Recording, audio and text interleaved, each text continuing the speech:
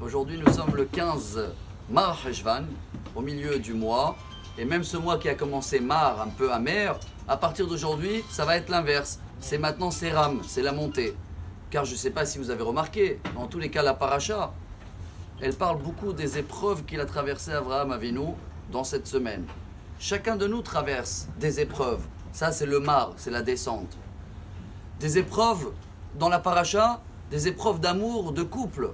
Avraham, il pense se faire comme ça avec son fils, et Sarah pense faire comme ça, et Hachem intervient.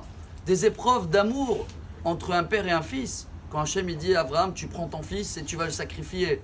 Ces épreuves énormes. Et Dieu a choisi Avraham parce qu'il a traversé, je vais dire cette semaine, cette étape dans la vie, de savoir ce qu'il dit Rabbi Nachman de Breslev et que vous connaissez tous, c'est une chanson, Likutei Moharan 56. Ve'afinu be'astara, shebetocha astara, bevadai gam, sham nimtza Hashem yitbarach.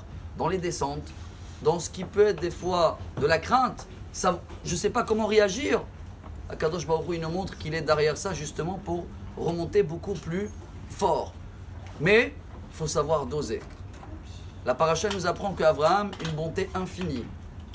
Il nous dit le sabbat de Slabotka, un grand rabbin chassidique, il y a à peu près 200 et quelques années, qu'on a l'impression de y croire que quand tu fais du bien avec des gens, plus ils sont étrangers, moins tu les connais, mieux c'est. Faux. Le vrai chesed commence d'abord dans ta famille. Quand il y a un besoin, vous connaissez tous l'histoire d'un Kollelman de Bnei Brak. Il arrivait chaque fois en retard au cours. Il ratait les 3 minutes premiers du cours. Et le rabbin, il n'a pas compris, qu'est-ce qui se passe? Et il le dit un jour, écoutez, quand je prends mon chemin pour y aller, il y a une femme qui est seule, elle attend le 7e enfant, et elle pleure parce qu'il n'y a pas les sandwichs, etc.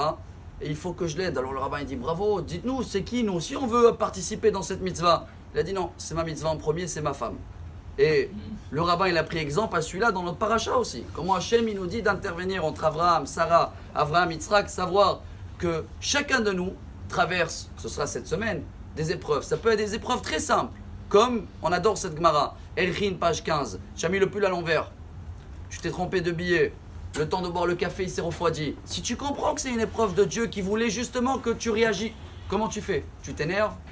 Alors oui, chers amis, on termine avec ça. Des fois, c'est très facile de rentrer dans une maison, qu'elle brûle et sauver les enfants et de courir. Ça, on arrive, on est fort. Mais quand quelqu'un nous a dribblé dans la banque, où il a pris l'essence avant nous, là, on va...